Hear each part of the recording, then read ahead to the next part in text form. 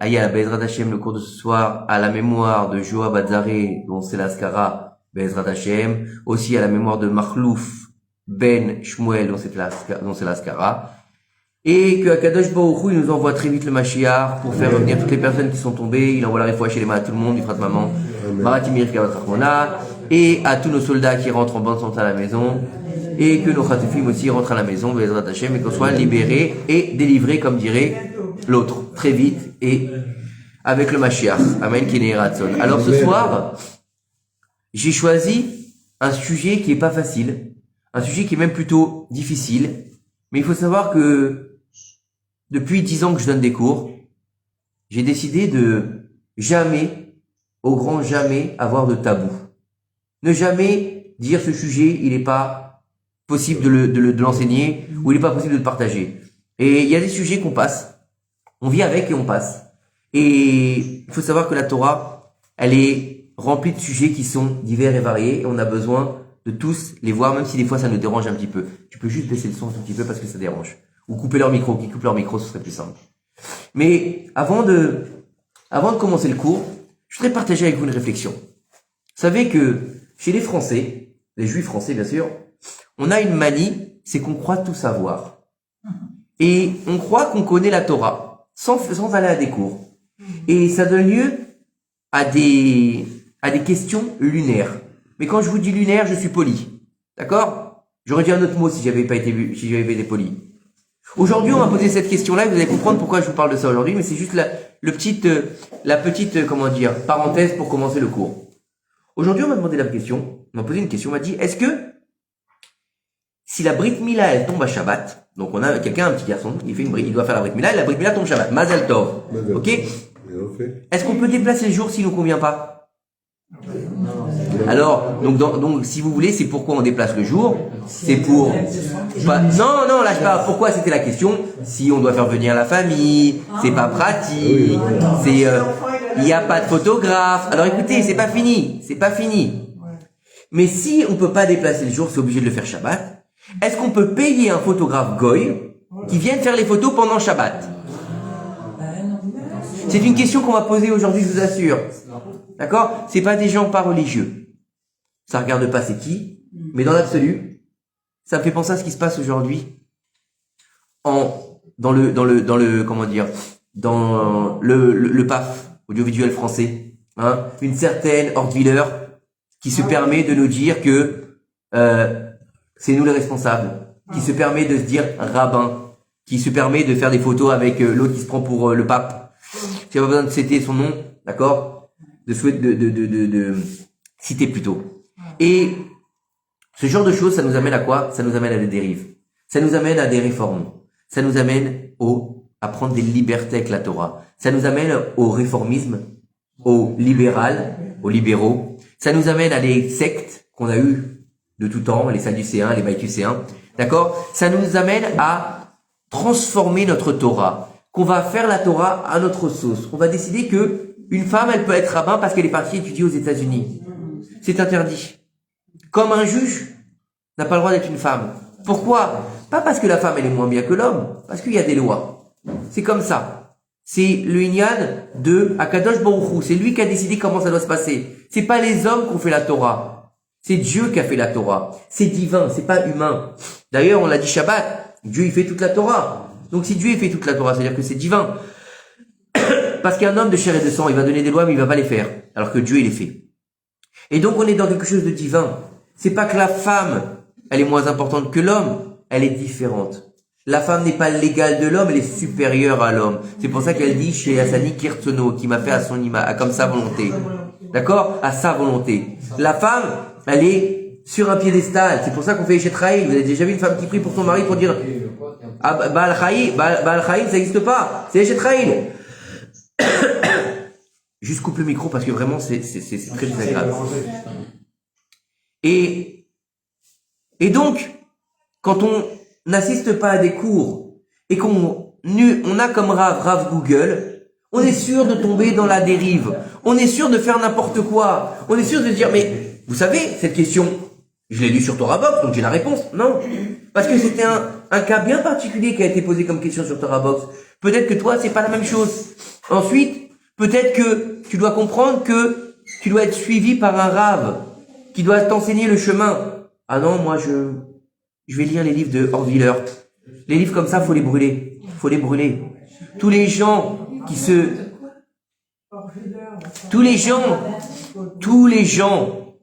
disent des rabbins et des rabbanites qui sont dans le mouvement réformisme et libéral, faut brûler leurs livres.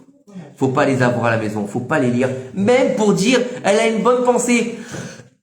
C'est quand même intelligent ce qu'elle dit. Oui, c'est de la philosophie. Ça veut dire qu'elle a fait de la philosophie, la Torah. Ça veut dire qu'elle est mityavnim. C'est-à-dire qu'elle est exactement comme les Grecs qui ont voulu annuler. C'est de la philosophie juive. Ça veut dire qu'elle a voulu détruire la Torah. C'est-à-dire qu'elle réitère ce que les Grecs ont fait. Et ça, c'est un danger parce que ça amène la mort de la Torah. Donc il faut comprendre que si on va pas à des cours de Torah, qu'on n'écoute pas la Torah, qu'on va pas avoir un rave, on risque d'avoir faux sur toute la ligne. On risque de se planter. On risque de se décider de dire, tiens, aujourd'hui, ça me convient pas de faire la brit mila Shabbat. Demain, ça me conviendra pas non plus de pas cuisiner pendant Shabbat. Oh, on va pas galérer à préparer 2 plats de suite, hein. Et Pessah. Oh, la matzah, ça fait mal au ventre. Bah, tu sais quoi? Soir de Pessah, je vais manger de la matzah pour faire la bracha. Et puis ensuite, au repas, je mettrai du pain. J'aurais fait la bracha. Ah, ne soyez pas trop religieux. Mais où on va comme ça? C'est ça qui nous a gardé notre éternité. C'est de respecter la halachot. C'est d'avoir un rave. C'est d'avoir une ligne de conduite. C'est de suivre un Shulchan Aruch. Maran Rav Yosef Karo, d'accord, qui a écrit le Shulchan Aruch des Sfaradim. Vous croyez qu'il l'a écrit comment? En se grattant la tête, en disant, bon tiens, aujourd'hui, j'ai rien à faire. Il est interdit de allumer la lumière le Shabbat. Rak. Il est interdit de mélanger le lait et la viande. Crac. Aujourd'hui, oh, qu'est-ce qu'on va faire pour les embêter un petit peu? Mais non, c'est pas ça du tout. Il avait un maguide. Un maguide, c'est quoi? C'est un esprit qui vient du ciel, d'accord? C'est pas quelqu'un qui a fumé et qui a bu et qui se fait un trip comme c'est marqué dans comment ça s'appelle le livre de Salman Rushdie. Non, on n'est pas là-dedans. Un maguide, c'est un ange qui vient du ciel lui enseigner la Torah. Comme on l'avait dit avec Adam Arishon, vous vous rappelez qu'on a dit qu'Adam Arishon, son maître, c'était Raziel Amalach. Donc on a toujours un maître. Donc Rabbi Yosef Karo, quand il écrit le Shulchan Aruch, c'est clair, c'est précis, c'est fin. Il y a des interactions avec les époques. À l'époque de Rabbi Yosef Karo, il n'y a pas de plata. Il n'y a pas de plata. Ça n'existe pas une plata. Aujourd'hui, il y a une plata. Alors comment on va faire? Donc il y a des rabbinim qui ont décidé comment ça marchait la plata. Le kumkum électrique n'existait pas aussi. D'accord? Donc tout ça sont des dérivés. Mais à la base, c'est toujours la même chose, c'est toujours les 39 travaux interdits le Shabbat. En tout cas,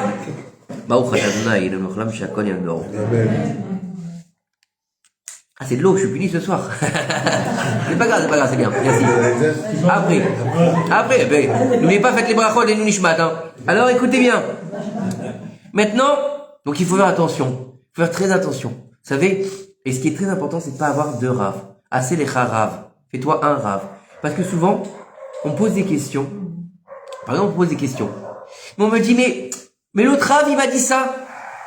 Alors, je lui dis, pourquoi tu me poses la question alors si l'autre rave, il t'a dit ça? Tu devrais écouter l'autre rave. Pourquoi tu viens me demander à moi? Si lui, il a tel shita, pour lui, c'est permis.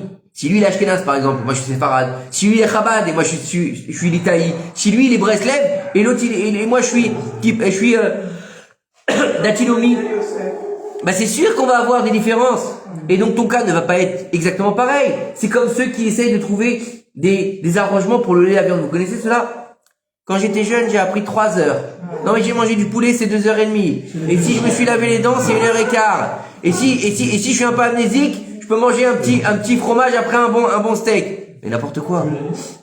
La Torah, elle est éternelle. La Torah, elle ne change pas. La Torah, faut pas la transformer. Il faut surtout pas faire le jeu de ce qu'on voit à la télévision. D'accord? D'ailleurs, faut pas la regarder, mais en tout cas, parce que les dérives, elles sont très grandes. Quand on entend que Gaza, c'est Auschwitz, d'accord? Ça, c'est une catastrophe. Gaza, c'est pas Auschwitz, et on peut pas comparer quoi que ce soit à Auschwitz. D'accord? Et encore une fois, c'est pas nous qui avons été attaqués Gaza, c'est eux qui sont allés nous attaquer. N'oubliez pas une chose, s'il vous plaît. N'oubliez pas une chose, c'est qu'à l'époque d'Ariel Sharon, il a rendu, tu devrais leur couper les micros parce que c'est vraiment difficile. À l'époque d'Ariel Sharon, il a rendu le Gush Katif. Il leur a dit, vous allez faire des hôpitaux, vous allez faire la Riviera là-bas. Faites la Riviera à Gaza. Qu'est-ce qu'ils ont fait? Des tunnels et des lance-roquettes. Donc c'est pas de notre sort, mais c'est comme ça. Le monde, il déteste le juif. Parce que regardez bien, autour de nous, il y a des milliers d'Arabes qui se font tuer par d'autres Arabes.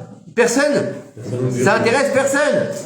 Il y a que en Israël. C'est normal, c'est la sina du juif. Donc il faut faire attention. Il faut surtout pas suivre ces courants, d'accord, qui se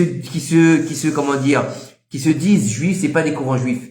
C'est des courants qui sont tous sauf du judaïsme. D'ailleurs, à la base, ça a même donné naissance au christianisme, puisque ça vient comme ça, puisque le premier, celui qui a été crucifié, c'était un juif. D'accord? Et les premiers apôtres, d'accord? Ils s'appelaient pas Pierre-Paul Jacques, hein. Ils s'appelaient pas comme ça, ils avaient des noms juifs, hein, qu'est-ce que vous croyez? Ok, Pierre-Paul Jacques, c'est la chanson. L'Echaim. C'est Paul qui a transformé la Voilà. parole. Maintenant, on va rentrer dans le vif du sujet. Si je devais faire une introduction à ce cours de ce soir, je commencerai ce cours par une Mishnah dans Pirkei Avot, qui est dans le chapitre 3, qu'on a lu la semaine dernière, Shabbat, et qui commence par Akavia ben Mehalel Omer.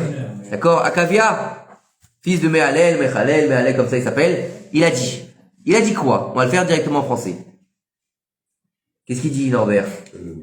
Hein? N'oublie pas d'où tu viens, où tu vas, et à qui tu devras rendre des comptes. D'accord? Cette Mishnah-là, c'est la Mishnah qu'on récite à une Levaya. Quand on va raccompagner un mort dans son cercueil, c'est la Mishnah qu'on rapporte. On rapporte cette Mishnah-là. D'où tu viens? Tu sais d'où tu viens? D'une goutte putricide. Une goutte de semence. Qui n'a aucune tenue. Ça va disparaître. C'est pas stable. Ça vient de là. Tu vas passer par les voies urinaires à 2 reprises. Du papa et de la maman. D'accord? Donc, pour naître, t'es obligé de passer par les voies urinaires. On est bien d'accord. Ensuite, où tu vas? À la tombe. Comme ça dit la Mishnah. À la tombe. Il y a quoi dans la tombe? Rien. Le silence et les vers. Et les vers qui vont te bouffer. D'accord? Et devant qui tu devras rendre des comptes? Pas devant ton voisin, pas devant ton copain, pas devant ton patron, devant le maître du monde. Tu devras rendre des comptes. Que tu le veuilles ou non, tu devras rendre des comptes. Mais ce soir, on va parler de la vie après la mort. Qu'est-ce qui se passe après la mort? Parce que dans la paracha de cette semaine, on a lu Acharemot, Bene Aaron, Shne Bene Aaron, après la mort des 2 fils. Qu'est-ce qui se passe? C'est bien beau de dire, ah, il est mort le pauvre, elle est morte la pauvre, et on va l'enterrer après. On va faire des prières pour lui toute l'année. Mais qu'est-ce qui va se passer? Si on n'est pas préparé, on peut pas savoir. Mais est-ce qu'il faut pas être préparé quand tu dois passer une étape dans ta vie? Parce que quoi qu'il arrive, c'est une étape qui est obligatoire. La mort, faut le savoir. Alors, c'est sûr, c'est pas très gai. Mais c'est une malédiction. Faut savoir que la mort, c'est une malédiction. La mort, c'est pas un fait naturel. La mort n'existait pas à la base, à la création du monde. Dieu a dit à Adam, le jour où tu mangeras, tu mourras. Donc à partir du moment où il y a eu transgression, la mort est apparue sur terre. Avant ça, il n'y a pas de mort. Il n'y a pas la mort. La mort n'existait pas. La mort était juste un concept punitif quelque part. Il lui a dit, attention, ne mange pas, ou sinon tu vas déclencher quelque chose qui s'appelle la mort. Avant ça, la mort n'existe pas. Il est éternel. D'accord? L'homme est éternel, la femme est éternelle. Sauf que, il va tomber, malheureusement. On va pas rentrer dans les détails, pourquoi, comment. Malheureusement, il est tombé. Il va s'en suivre que la mort s'installe sur le monde.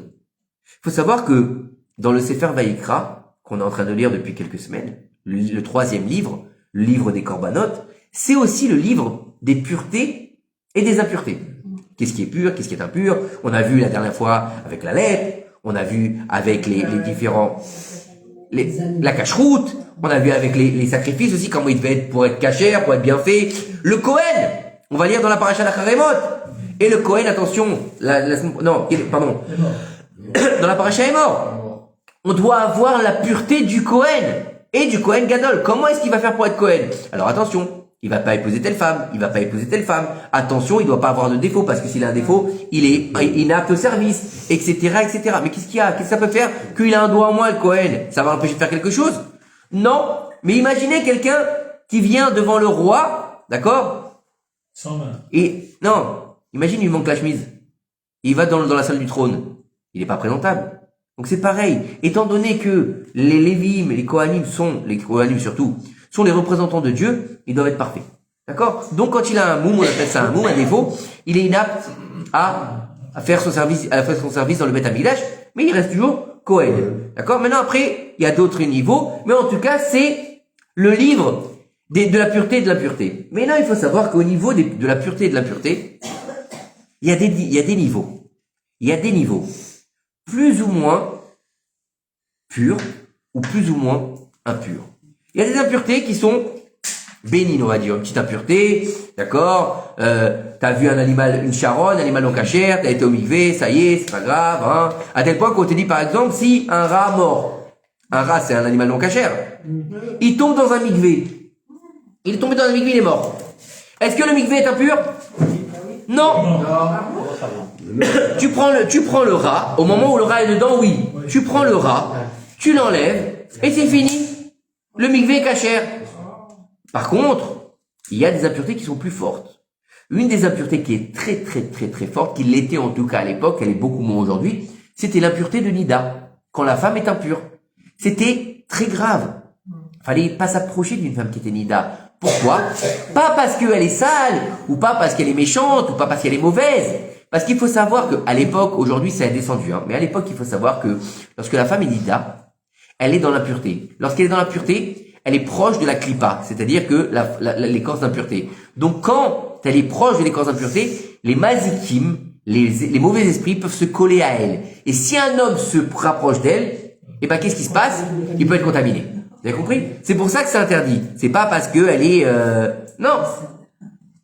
Et qu'est-ce qui fait que c'était plus grave avant que maintenant? Qu'est-ce qui a changé? Ça a réduit parce qu'il y a eu des iridat à Dorot. Tout est descendu. Et puis à un moment donné aussi, il y a eu des actions qui ont été faites par nos sages pour abaisser par exemple l'idolâtrie. Tu vois, l'idolâtrie avant c'était commun. Les gens se prosternaient devant une pierre, devant un bâton. C'était commun. Et les sages ont fait en sorte que l'idolâtrie soit quasiment annulée. Ils ont fait la même chose avec la débauche. Mais le problème qu'il y a, c'est que 3 jours après, ils n'ont pas trouvé un œuf. Pourquoi? Parce qu'il y a besoin de la poule et le coq. Il n'y avait pas de poule et coq, et bien il n'y avait plus d'envie. Donc ils ont fait en sorte, et dit comme ça dans la Gemara, qu'ils ont bleuté les yeux du Yetzer Hara de la débauche. Encore une fois, c'est encore d'autres niveaux. Maintenant, on a ce qu'on appelle Avi Avot Atum'a. Si vous voulez, la mère de l'impureté. La mère de l'impureté, ça s'appelle la mort. C'est la chose la plus impure au monde, la mort. C'est pour ça qu'il nous est interdit aujourd'hui de monter sur le mont du temple. Pourquoi? Parce qu'on est tous mémétimes. On est tous impurs de l'impureté d'humeur. Mais il faut comprendre que maintenant, le sujet de la mort, c'est pas une fin en soi chez nous. C'est-à-dire que vous avez demandé à beaucoup de personnes qu'est-ce qui se passe après la mort? Eh ben, on meurt. Au revoir, merci d'avoir joué. Comme dirait l'autre, game over. Ok? Non, chez les juifs, c'est pas ça. Nos sages nous disent, d'une manière imagée, c'est quoi? C'est que l'âme, elle va poser son costume de scène au vestiaire, elle va attendre, à un moment donné, de revenir sur scène. Ça s'appelle Triat Hametim. D'accord? Mangez, n'hésitez pas, hein.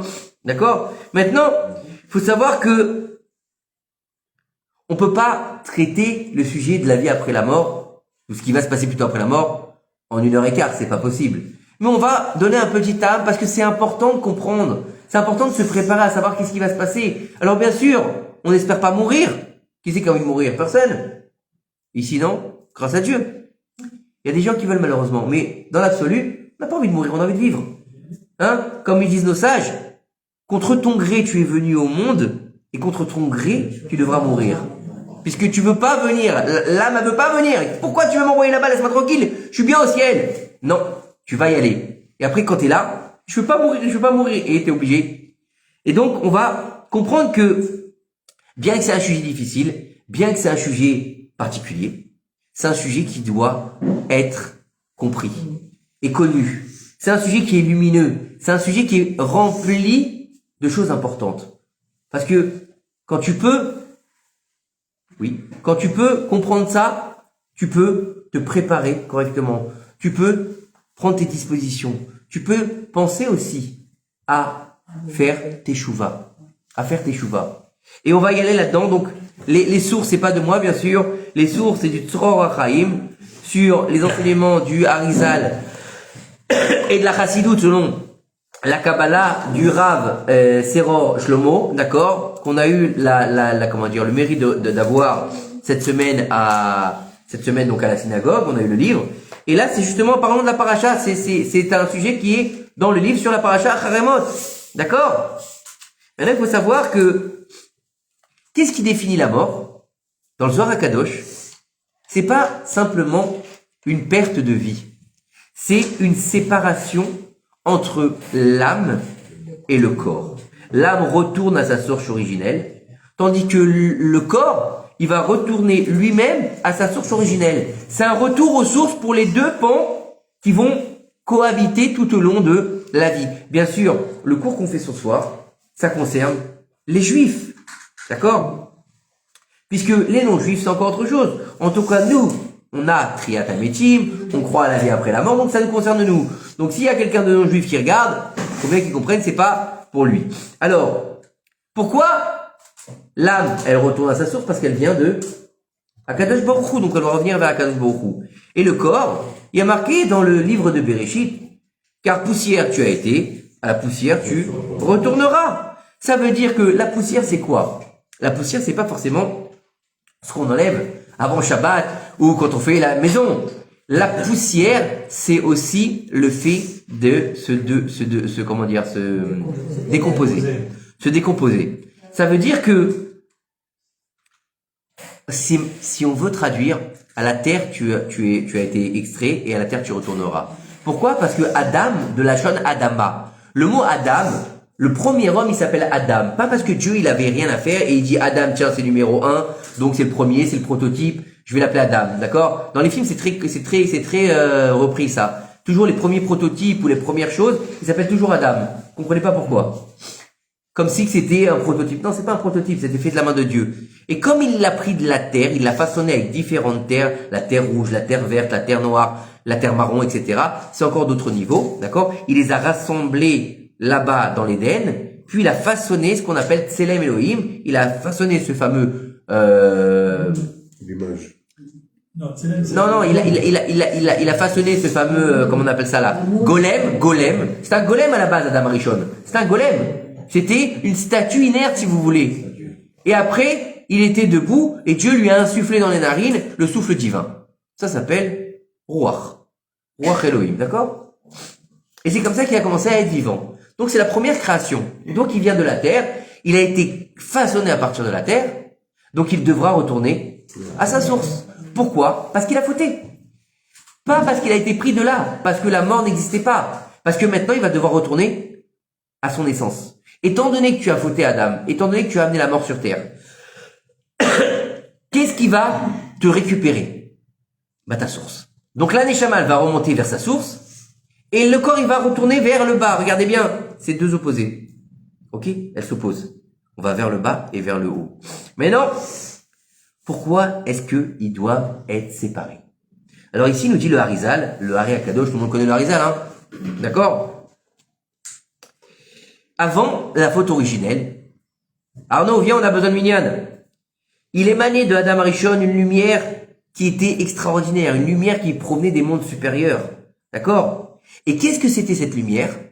C'était pas de la lumière comme on a dans les halogènes, hein, c'était pas ça du tout, hein. C'était une lumière spirituelle, bien sûr. Et cette lumière-là, c'était ce qu'on appelle le lévouche. C'est quoi le lévouche? C'est le vêtement. C'était son vêtement, en fait. C'est-à-dire que c'était son enveloppe corporelle. C'est-à-dire qu'à la base, Adam Rishon, il était recouvert de lumière. Vous avez compris? Et en fait, après la faute, que lorsqu'ils ont consommé de l'Etz Hadaat, du l'arbre de la connaissance du bien et du mal, qui n'est pas une pomme. Excuse-moi, mais Hein? quand Adam, il y avait personne. Non, il n'y avait humain, donc la mort n'existait pas. Ben, c'est ce que j'ai dit. Ben, c'est ce qu'il a dit. C'est ce que j'ai dit, Nicole. D'accord. Non? C'est ce que j'ai dit, non? Oui. Oui? Alors écoutez bien. Donc après la faute, lorsqu'ils ont fauté Adam et Chava, ils ont consommé du Etz Hadaat. On a déjà expliqué c'était quoi le Etz Hadaat, on a déjà bien expliqué que c'était pas une pomme. D'accord? Et que ça n'existe pas chez nous. Il a expliqué là, le Rav, que cette lumière qui était en fait son vêtement, elle va se retirer. Et il va se retrouver dépossédé de ses vêtements. Donc ce qui veut dire que au niveau du Zohar HaKadosh, ça veut dire que c'est ce que Adam va dire à HaKadosh Baruch Hu. Il va lui dire pourquoi tu te caches? Il va dire parce que je suis nu. Alors c'est pas forcément qu'il est nu comme nous quand on va prendre notre douche. C'est qu'il est nu parce qu'il a perdu la lumière divine. Étant donné que lui-même a été façonné par Dieu, il a perdu son essence spirituelle, donc il est nu. C'est comme un Talmid Chacham. Si vous prenez un Talmid Chacham, un grand Talmid Chacham, on parle d'un grand tzaddik. Imaginez, à un moment donné, il se trouve amnésique. Il connaît plus rien de sa Torah. Comment il va se sentir? Nu. Hein? C'est ça. Donc se sentir nu, c'est pas forcément d'être sans vêtements. C'est une sensation qui va plus loin que ça. D'accord? Maintenant, qu'est-ce qui va se passer? Il va être atteint de ce qu'on appelle Zohamat Anachash. Vous avez chaud? Vous prenez à boire et à manger, hein. Zohamat Anachash, c'est quoi? Zohamat Anachash, c'est la semence du serpent. La semence du serpent, c'est quoi? C'est ce qu'on appelle l'impureté. Et on sait très bien que maintenant qu'ils vont être assujettis quelque part au serpent et qu'ils ont plus ce vêtement, il va devoir avoir un vêtement qui est un vêtement de peau. Et le seul animal qui perd toujours sa peau complètement, qui c'est? C'est le serpent. Vous avez déjà vu un serpent qui perd sa peau? C'est impressionnant. C'est un serpent complet, vide. C'est extraordinaire. Écoutez bien. Et donc, qu'est-ce que ça a été ce vêtement? Alors il y en a qui disent Coutonnet or. Il nous a fait des tuniques de peau. Et le Zohar HaKadosh, il dit non, c'est pas des tuniques de peau, parce que vous, quand vous pensez une tunique de peau, vous pensez quoi? Il leur a fait un costume. Hein? Non, il nous a fait un corps. Il nous a fait une enveloppe corporelle, une tunique de peau. La peau, c'est un vêtement. D'accord? Et donc, maintenant, étant donné qu'on est habité par cette Zohamat Anachash, il va falloir qu'elle soit séparée. Il va falloir qu'on puisse retrouver notre lumière d'antan quand on va mourir. Donc qu'est-ce qui va se passer? On va séparer maintenant ces deux-là. Pour pouvoir que la Neshama se délecte de la présence divine et de la lumière qui l'entourait avant la naissance, elle va devoir se séparer de son enveloppe charnelle. Pourquoi? Parce que tu peux pas arriver dans la salle du trône entaché dans tes vêtements. Tu peux pas rentrer dans la salle du trône avec un habit tout sale. Imaginez un éboueur, hein, quelqu'un qui est rentré dans le biyouv. Il a fait ce qu'il avait à faire, d'accord? Là-bas, c'est où il y a tous les excréments. Il va ressortir tout sale ou pas? En plus, une mauvaise odeur. Imagine le type, ni une ni deux, il a pas le temps de se laver. Hop, il rentre dans la salle du trône. Bonjour le roi. Qu'est-ce qu'il va faire le roi? Il va lui couper la tête. Il va lui couper la tête. On peut pas rentrer n'importe comment dans la salle du trône. Donc, il faut comprendre que lorsque on va devoir rendre notre âme à Kadosh Baruch Hu, il faut qu'on soit propre.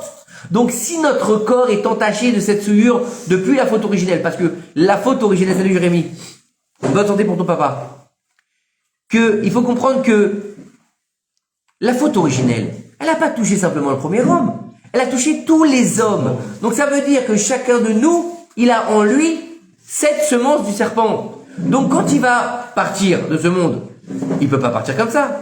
Il peut pas se retrouver devant Kadosh Baruch Hu. Donc, il va laisser son corps ici. Vous avez compris? Donc, le corps se retournera à la poussière. Alors, vous allez me dire, c'est un mal. Non, c'est un bien, au contraire. Pourquoi? Parce que, en détruisant quelque part ce corps, en le transformant en poussière, il va être nettoyé de la faute originelle. Il va séparer définitivement de l'emprise du serpent. Vous avez compris? Donc en fait, la mort, mis à part le fait que c'est une séparation entre l'homme Et ce monde, entre l'âme et le corps, c'est aussi la réparation et l'expiation de la faute originelle. Vous avez compris? Donc quelque part, c'est un bienfait pour l'humanité. Parce que si on devait mourir avec la faute originelle sur nous, vous imaginez la honte? La honte de se tenir devant un Kadosh Baruch Hu sali, la honte de se tenir devant un Kadosh Baruch Hu rempli d'une faute, tu pourrais pas te tenir. Déjà aujourd'hui, quand tu vas au tribunal, bien sûr, on parle au tribunal, normal, des hommes, d'accord? T'as fait une petite bêtise, ok? Quand t'arrives, t'es pas bien la veille, t'as mal dormi, tu laisses la barbe pousser, t'arrives, t'es hirsute comme ça. Quand le juge il va te parler, tu trembles comme ça. Qu'est-ce que t'as fait? Ça racole, bon, t'as fait une petite bêtise, ok, c'est pas très grave. Mais imagine, t'arrives devant le roi des rois, et lui il va te sortir la liste.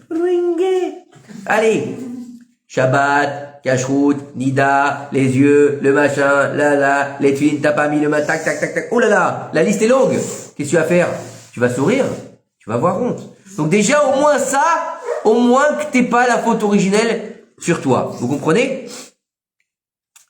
Et il faut savoir que il y a un moyen aussi de casser ce niveau-là. Ça s'appelle la teshuva. Et c'est pour ça que Akadosh Baruch Hu nous a donné un cadeau extraordinaire. Alors il y en a qui vont dire c'est pas un cadeau. Ce cadeau-là, c'est de ne pas savoir le jour de ta mort. Personne ne sait quand est-ce qu'il va mourir. D'accord? Même David Améler. Pourtant, David Améler, c'est le 4e pied du char céleste. Il a demandé à Akadosh Baruch Hu quand est-ce que je vais mourir. Akadosh Baruch Hu lui a dit, je te dirai pas. Il lui a dit pourquoi? Il lui a dit parce que c'est comme ça. L'homme ne doit pas savoir. Il lui a dit, dis-moi au moins le jour. Il lui a dit, tu mourras un Shabbat. Alors il lui a dit, franchement, fais pas ça, Dieu. Pas cool. Il lui a dit, s'il te plaît, pas Shabbat. Shabbat, c'est mouxé, c'est compliqué, c'est une galère, je suis le roi. Fais-moi mourir vendredi. Il a dit, un jour sans tes prières, c'est un drame. Je peux pas. Je te laisse jusqu'à la fin de ta vie. Il va dire, alors sois gentil, fais-moi mourir le dimanche. Hein, fais-moi mourir le dimanche. Il lui a dit, non, tu peux pas. Pourquoi? Parce qu'une royauté ne peut pas empiéter sur une autre royauté, puisque ton fils doit redevenir le roi d'Israël. Donc tu es obligé de mourir Shabbat. Et c'est ce qui s'est passé. David Améler, il est mort Shabbat, Shavuot, le même jour. Et donc ça va être Saïloula à Shavuot. C'est pour ça que toute la nuit de Shavuot, c'est une nuit qui est propice, qui est en rapport avec David Améler, comme le 8e jour de Pessah, le jour de Hoshana, le 7e jour de Sukkot, à Hoshana Rabbah, c'est le jour de David Améler. D'accord? La nuit de Hoshana Rabbah, c'est David Améler. C'est toujours lui qui clôture les événements, donc il vient clôturer Pessah. Pourquoi? Parce que c'est la malchoute. C'est la malchoute. C'est la royauté, hein? J'ai dit une bêtise? Ah. Alors, maintenant, on a compris que, quelque part, la mort, c'était une kapara, une expiation. Maintenant, comment ça se passe? Comment est-ce que on va rendre notre âme au Créateur? Faut le savoir. Alors, il faut savoir qu'Akadosh Baruch Hu nous dit en fait que il a créé un monde, il a créé plusieurs mondes plutôt. Il a créé des mondes avec plusieurs êtres. C'est pour ça qu'aujourd'hui on pense qu'il y a des extraterrestres. Mais il n'y a pas d'extraterrestres, d'accord? La Terre, elle se divise en plusieurs parties. Ce monde-ci, écoutez bien, c'est important.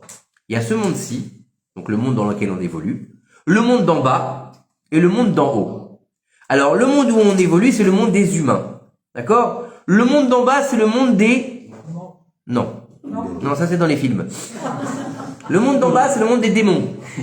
Le monde des démons. Et le monde d'en haut, c'est le monde des anges. D'accord? Et maintenant, dans les anges, on va voir plusieurs niveaux d'anges. On va voir plusieurs anges, et ils sont tous amenés à faire une mission particulière. Ok? On a les grands anges, on a les anges un peu plus petits, et on a plusieurs niveaux d'anges.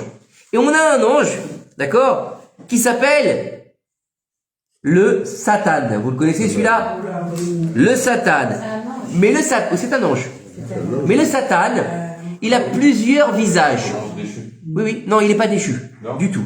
D'accord, je l'ai dit Shabbat, le Satan n'est pas un ange déchu. Le Satan, il n'est pas du tout déchu. L'ange déchu, c'est les Néphilim qui sont tombés sur terre. Le Satan, il est à sa place. Il fait son boulot. Il n'est pas déchu du tout. Les Néphilim, ceux qui sont tombés à l'époque de Noir, c'est eux les anges déchus. D'accord? Ceux qu'il ira invoquer Bilham, c'est eux les anges déchus. D'accord? C'est pas du tout le Satan. Donc, alors qu'est-ce qui s'est passé? Donc celui-là, il est sympathique parce que il se limite pas à une seule face. Qui c'est lui? Lui, c'est l'accusateur. C'est celui qui va nous faire fauter aussi. D'accord? C'est lui qui est le mauvais penchant qui incite l'homme à faire la faute. D'accord? Et il est l'ange de la mort qui exécute. Donc il est d'une part l'incitateur, l'accusateur et l'exécuteur. Vous imaginez quand même, il a un sacré bagage, hein. C'est pour ça qu'il a un gros salaire.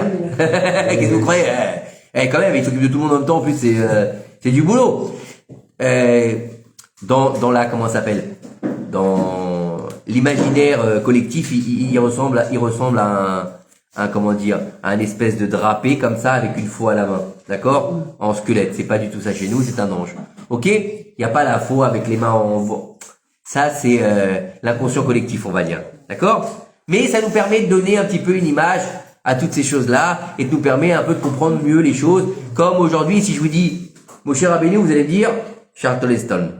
Hein, voilà, c'est normal, c'est comme ça. C'est l'inconscient collectif, d'accord? C'est des choses qu'on garde dans la tête, on sait pas pourquoi, même 100 ans après. Mais c'est comme ça. Même si Moshe Rabbeinu ne ressemblait pas à Charlton Heston. D'accord? Parce qu'il faisait quand même 5 mètres, Moshe Rabbeinu. Bref. Après, pour le filmer, ça aurait été un peu difficile. En tout cas. Donc on a dit que, non seulement, alors écoutez, il faut savoir que, qui c'est ce Yetzer Hara et à quel moment il apparaît dans le monde? Vous savez? Alors il faut savoir que on a deux Yetzer. Le Yetzer Hara et le Yetzer Hatov. Maintenant, à partir du moment où on va naître, que ce soit homme ou femme, d'accord? On va sortir du Kever. Le Kever, ça s'appelle la tombe. Donc ça veut dire que la matrice de la maman s'appelle la tombe. Pourquoi? Pas parce que c'est une tombe, Chas Shalom, d'accord? Parce qu'en fait, à partir du moment où l'homme ou la femme viennent au monde, il commence le compte à rebours de la mort. C'est normal. À partir du moment où tu sors du ventre de ta mère, qu'est-ce qui va se passer? Eh ben, tu te rapproches un peu plus de la mort. On est d'accord, c'est normal. Ça s'appelle le cycle de la vie, tout simplement. Ok? C'est plus joli de dire le cycle de la vie que le cycle de la mort. En tout cas, il s'appelle le Kever et il nous dit le Zohar HaKadosh. Maintenant, à ce moment-là, il y a une entité qui va venir habiter l'enfant, fille ou garçon, qui s'appelle le Yetzer Hara. Le Yetzer Hara, à partir de la naissance, il nous habite. Le Yetzer Hatov, il viendra pour les garçons à 13 ans et pour les filles à 12 ans. D'accord? Mais jusque-là, on vit qu'avec le Yetzer Hara. C'est pour ça que si vous allez voir un petit agneau devant un puits, qu'est-ce qu'il va faire? Un petit agneau devant un puits. Mettez un agneau devant un puits, qu'est-ce qu'il va faire? Il va reculer. Il va reculer. Mettez un petit garçon devant un puits, il va vouloir sauter. Hein, mettez-lui une prise devant lui, il va vouloir mettre les doigts. Pourquoi? Parce qu'il est rempli de Yetzer Hara. Regardez bien. Mais le petit garçon, non mais regarde bien, il pense à qui le petit? À moi. Le monde est à moi. Le monde est à moi. Je suis que moi. Il voit personne d'autre. C'est pas le mal, parce qu'un enfant c'est pas le mal, Chas Shalom, mais il est habité par une conscience, si vous voulez, où tout lui est dû, tout est à lui, et c'est sa petite personne, vous comprenez? Donc ça s'appelle de l'égoïsme. En d'autres termes, pour les adultes, ça s'appelle de l'orgueil. Donc l'orgueil, c'est mal. Vous comprenez? Mais le petit garçon, la petite fille, ils en ont pas. C'est inconscient, bien sûr. Mais vous comprenez? Vous comprenez maintenant? Donc on a que ce Yetzer Hara en nous, d'accord? Nos Yetzer Hara, il va commencer sa vie avec nous. Et après, on va être habitué à lui, puis après, on va rencontrer notre Yetzer Hatov. Et là, il va y avoir la guerre qui va commencer. Jusqu'à la fin de notre vie. Et donc, tout au long de notre vie, il va nous dire, ça va? Tu vas bien ce matin? Fait froid dehors, hein? Il beurre grave, hein, Baba? Ouais, hein? Reste sous la couverture. Va pas à la prière ce matin, laisse tomber. Va pas à la synagogue. Tu prieras tout à l'heure avant de partir dans le métro. Tu mettras tes tefs en 5 minutes. Allez! Oh, t'as oublié de mettre tes tefs aujourd'hui? Oh là là, c'est pas bien! Mais t'as pas mangé aujourd'hui? Il y a le McDo à côté! Bon, c'est un filet aux fiches, ça va! Tu leur dis d'enlever la crème. C'est pas grave, c'est que Bichoul Goy, tu sais pas ce qu'il y a dedans, les graisses et les machins, c'est pas, ils ont peut-être fait un filet bacon avant, c'est pas grave, oh, c'est du poisson, hein? Hachem il pardonne, et ce soir, oui, je sais, elle est mariée, mais bon, elle est tellement triste avec son mari, alors il faut quand même faire une mitzvah. Hein? Et à la fin, il va arriver, l'autre il est là, bon, il a 120 ans, et puis bon, je vais... Hop, il va arriver, il va dire bonjour, c'est moi, je suis venu te chercher. Comment il arrive? Alors écoutez bien, nos sages nous disent que c'est un ange. À quoi il ressemble? C'est un bloc de 613 yeux. 613 yeux. Des yeux. Ouais. 613 yeux. Il a des yeux, il en a 613. Imaginez quelqu'un qui est déguisé avec 613 yeux partout sur lui. Zira. Il voit partout et en tout temps d'un bout à l'autre du monde. Bah oui, imaginez, il est obligé de voir toutes les transgressions. Donc il a une vision à 180 degrés. Il voit, celle-là elle est en train de pas faire Shabbat, celui-là en train de manger tahalouf, celui-là à l'autre bout du monde il est en train d'être avec la femme. Et il voit tout, partout au même moment. Comment il fait 613 yeux? Xira, rien que tu le vois, t'as envie de mourir. D'accord? Alors écoutez bien.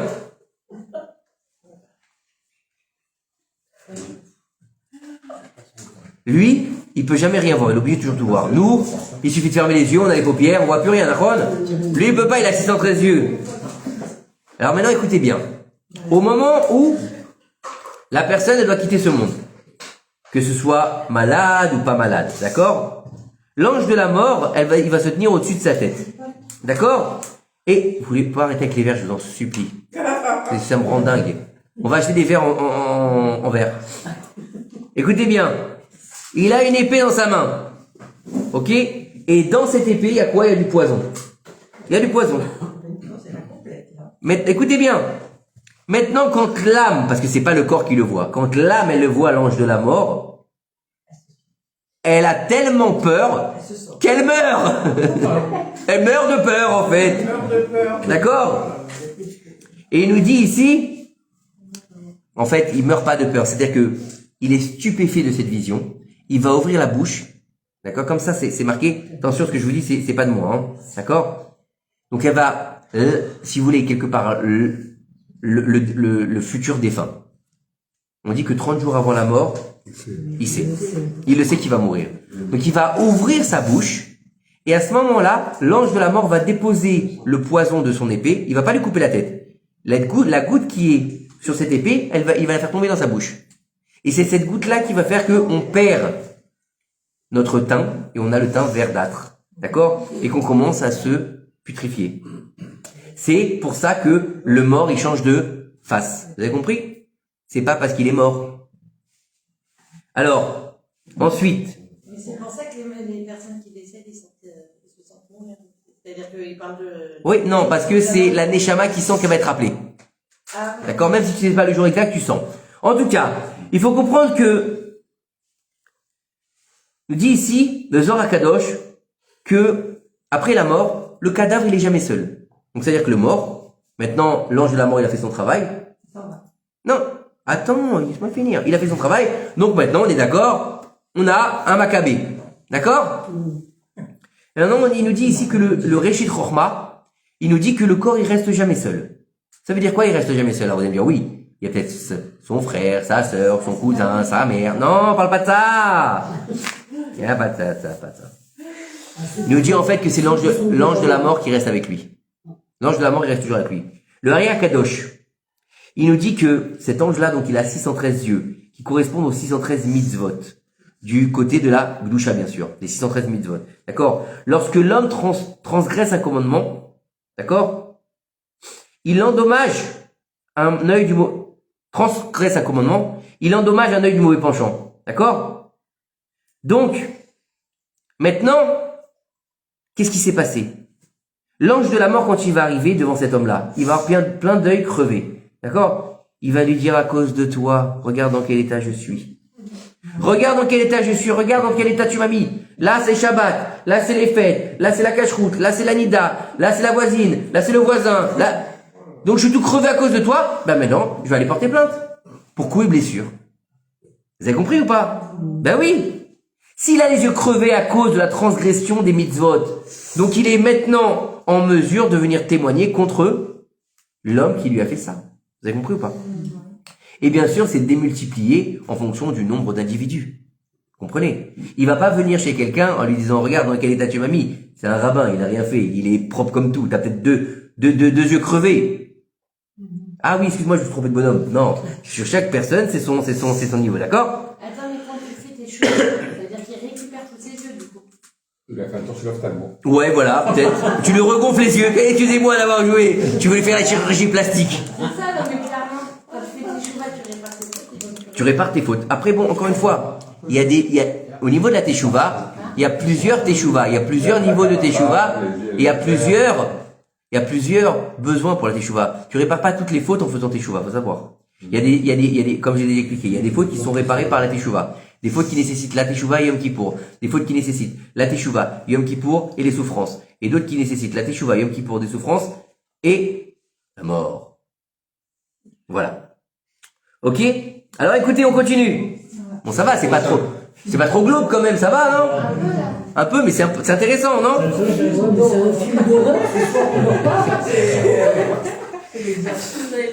Alors écoutez bien, c'est pas fini. Alors dans le Zohar HaKadosh, il nous dit qu'après la mort, l'ange de la mort, il va être accompagné par 3 créatures.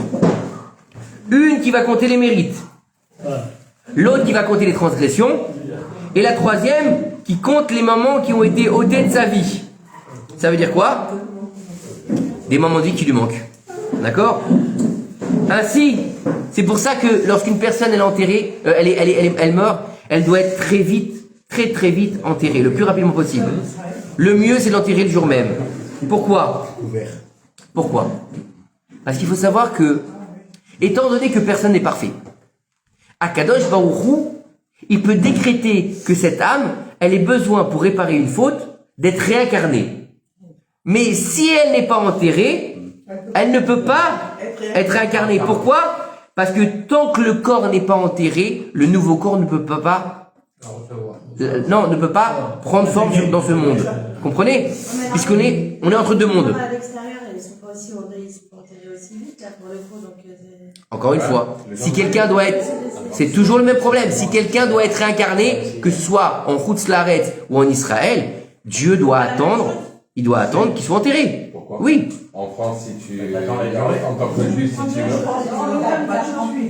Non, c'est vrai qu'en France, ça peut prendre plus de temps. Par exemple, si quelqu'un, il meurt le samedi, ils vont pas l'enterrer le dimanche parce qu'ils n'enterrent pas, ils vont enterrer le lundi, si c'est pas férié, si c'est pas la Pentecôte. Tu peux quand même trouver des moyens d'enterrer très vite en France, même. On continue. Messieurs, dames, c'est pas un débat.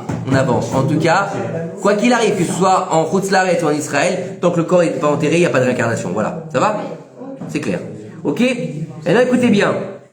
Il nous dit ici que, regardez pourquoi ça doit nous éveiller à la Teshuvah. Écoutez bien ce qu'il nous dit ici le Rav. C'est vrai que ça, comme vous dites, ça fait un peu peur, c'est un peu particulier, un vrai film d'horreur. Mais, excusez-moi de l'expression, on mourra moins bête. Oh, ça va, bien, vous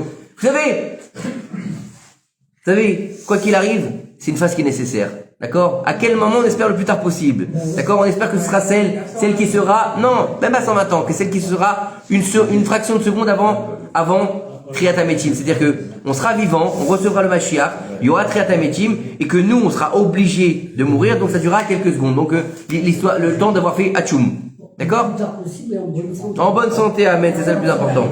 On continue? Alors écoutez bien ce qu'il nous dit. Avec sa tête, c'est très important. Vous savez que c'est une xéra. C'est pour ça que nos sages nous disent que quand tu es libre de ton temps, à la fin de ta vie, quand tu es plus occupé, va étudier la Torah. Pourquoi? Parce que c'est ce qui te maintient, c'est ce qui maintient ton esprit en forme.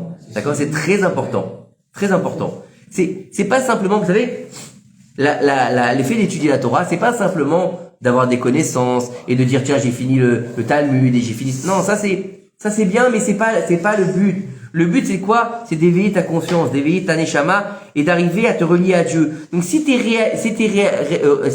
relié à Dieu, pas forcément t'es du divin. Donc du divin tu deviens pas sénile. Vous avez compris? C'est un grand niveau. C'est pour ça que c'est important. Vous savez, dans notre génération, vous pouvez chercher partout, pas si tu veux. Vous pouvez chercher partout, tout ce que vous voulez. Dans toutes les religions, dans tous les pays, il y a un éveil de la spiritualité. Même chez les non-juifs. Pourquoi? Parce qu'il n'y a plus rien aujourd'hui. Les jeunes, toutes les semaines. Celui-là, 21 ans, il s'est suicidé. La semaine dernière, je vous ai dit, la semaine dernière, j'ai vu une en-tête de titres comme ça dans les actualités. Une jeune tiktokeuse ou youtubeuse, je sais pas exactement, s'est suicidée parce qu'elle n'est pas arrivée à avoir le million d'abonnés. 21 ans. 21 ans. Mais t'es une malade ou quoi? Il se suicide pour des abonnés. L'autre, il a jeté, pour faire une vidéo, il a tué sa copine. C'est des malades, les mecs. Ils ont fait le tour, ils savent plus quoi faire. Donc, il y a un éveil de spiritualité. Décolle-toi un petit peu, c'est des femmes ici. Il y a un éveil de spiritualité, donc on a besoin de se remplir de Torah. Va pas chercher autre part. Tous ceux qui ont été chercher autre part, vous connaissez les Israéliens. Après l'armée, ils vont au Tibet, ils vont au machin.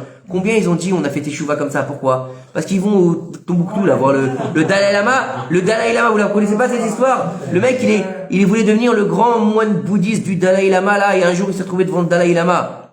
D'accord? Il est arrivé genre le summum pour devenir le master of the Buddhist. Je sais pas comment ça s'appelle. Ok?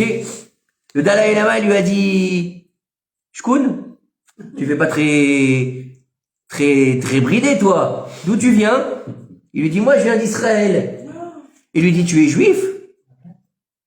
Il lui dit, oui. Il lui dit, qu'est-ce que tu fais là? Le Dalai Lama lui dit ça. Hein. C'est le type qui raconte lui-même. Hein. Il lui dit, qu'est-ce que tu fais là? Il dit, ben, bouddhiste, je veux du bouddhisme. Qu'est-ce que tu veux? Je veux bien faire le bouddhisme. Et il lui dit, le Dalai Lama, il lui a dit ça. Écoutez bien, hein, c'est le type qui raconte. Le Dalai Lama, il lui a dit, mais je comprends pas. T'es un deb ou quoi? Non, il a peut-être pas dit comme ça. Il lui a dit, t'as l'original et tu veux la copie? Le Dalai Lama lui a dit ça, lui dit rentre chez toi, va en Israël. Le mec il a fait du chouva, il vit à Jérusalem aujourd'hui.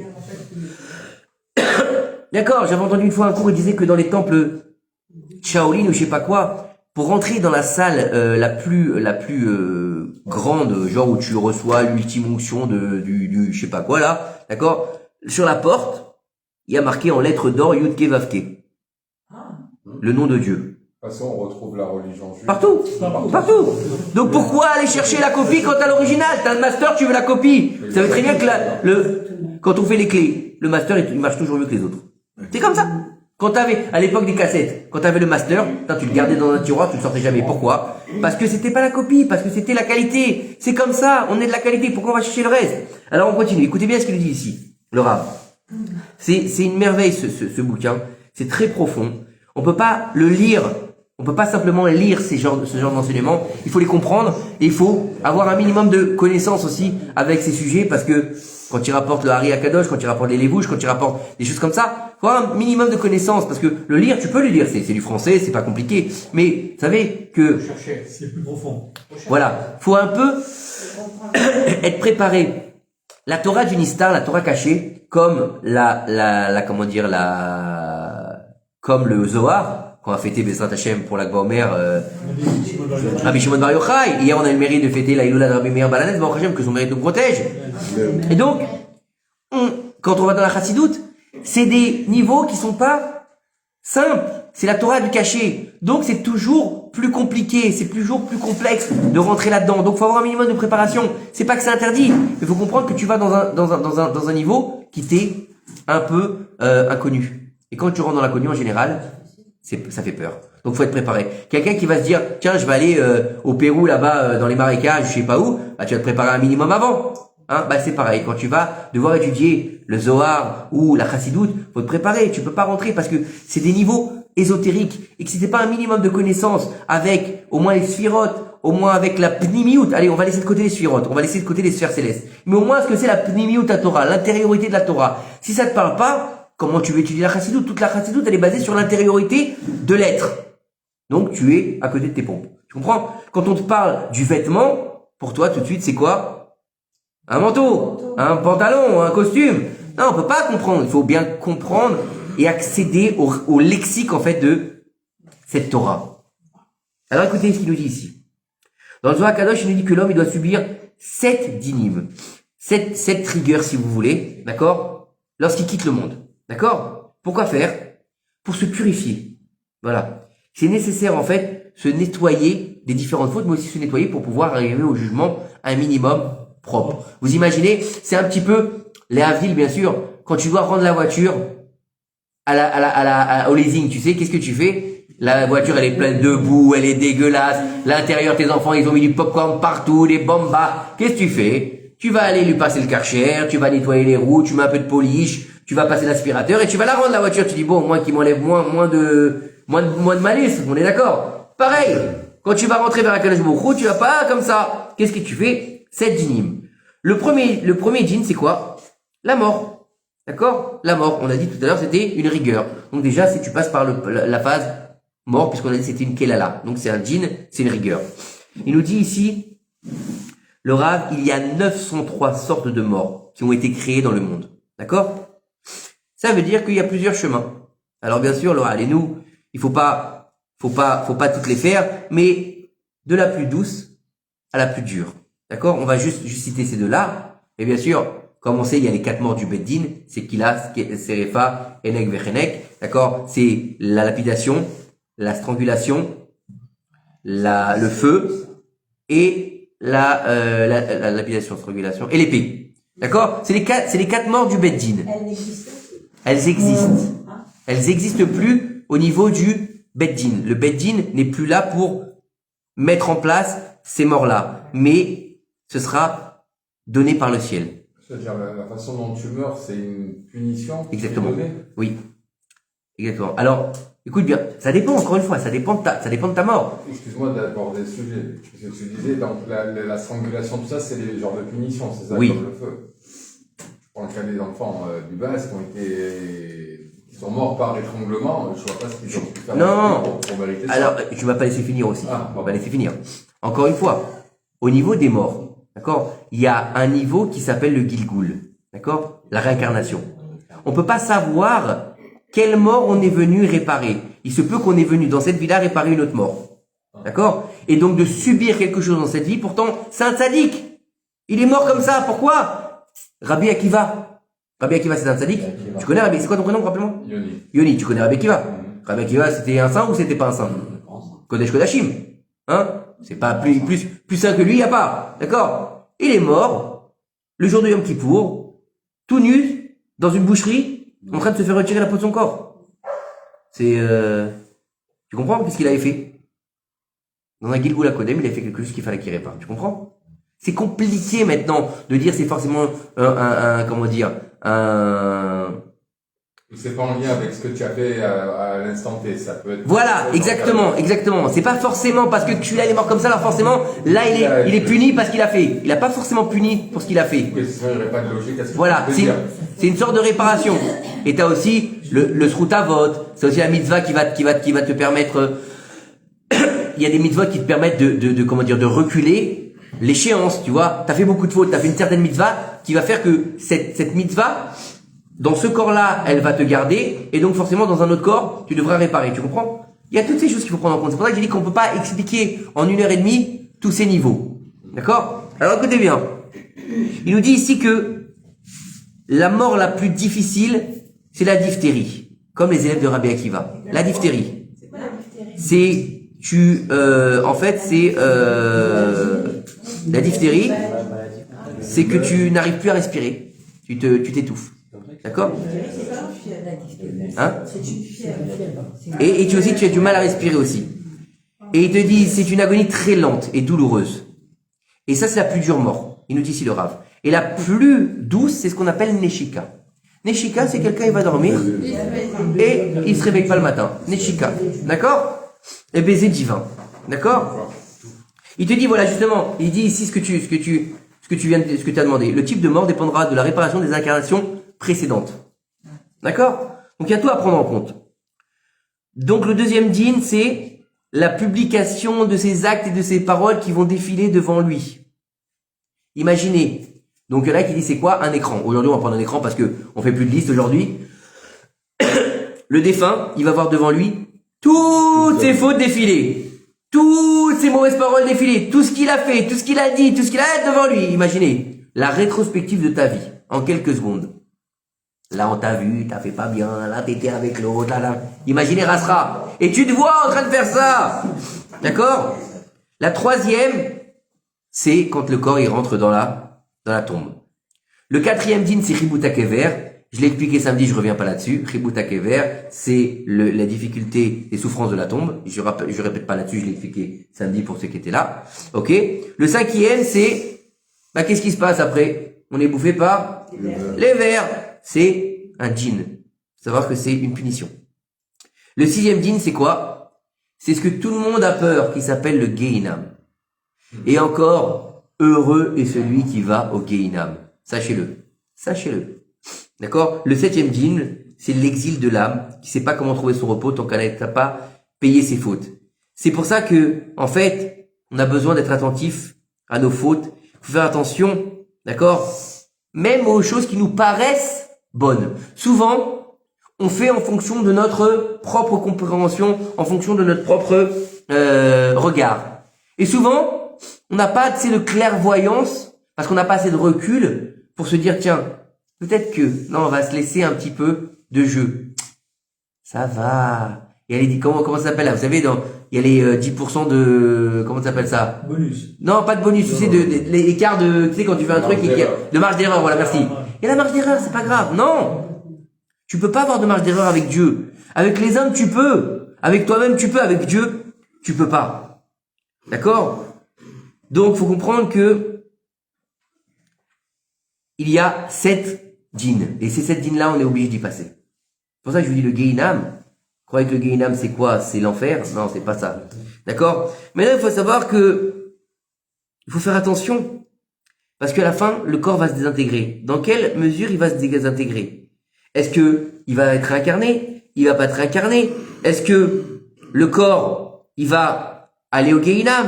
Est-ce qu'il va aller au Gan Eden? Où est-ce qu'il va aller? Où est-ce qu'il va aller au repos éternel? C'est une question. Faut bien savoir. Ok? Mais non, en fait, faut comprendre que, normalement, le corps, il doit retourner à la poussière. Et un jour, il y avait une histoire comme ça. Il y avait des gens qui travaillaient, et pour Rav Nachman, ils ont creusé. Et à un moment, ils sont tombés sur un corps. C'était le corps de Rabbi Achai bar Yoshia. C'était un Tana, qui était décédé depuis plusieurs années. Et au moment où ils ont creusé, ils ont tapé avec la pelle comment dire, le cercueil ou le cadavre. Le mort, il leur a dit, vous me dérangez, laissez-moi tranquille, le mort. Alors ils ont eu peur, ils ont couru voir Rav Nachman, ils lui ont dit, il y a un homme mort qui nous a grogné, qu'est-ce qu'on fait? Alors il est venu voir, il a dit, t'es Shkoun, qui est là? Et là il lui dit, qui es-tu? Il lui a dit, je suis le corps de Achai bar Yoshia. Il lui a dit, comment ça se fait que t'es pas décomposé? Il lui a dit, Rav Marie, il était encore là comme s'il était mort hier. Il lui dit, Rav Marie, il a dit, mais même le corps des justes, il est amené à devenir de la poussière dans la tombe. Alors le corps, il lui a dit, écoute, la Marie, moi je la connais pas, hein. Marine, peut-être Marie, moi je connais pas. Et je sais pas qui c'est. Et j'ai pas d'importance à ce qu'il a dit. Rav Nachman, il a dit pourtant, il y a marqué, la poussière retourne à la poussière. Alors, Rabbi Achai bar Yoshia, qui était mort, hein, il lui a dit, je pense que tu connais pas Michelet correctement.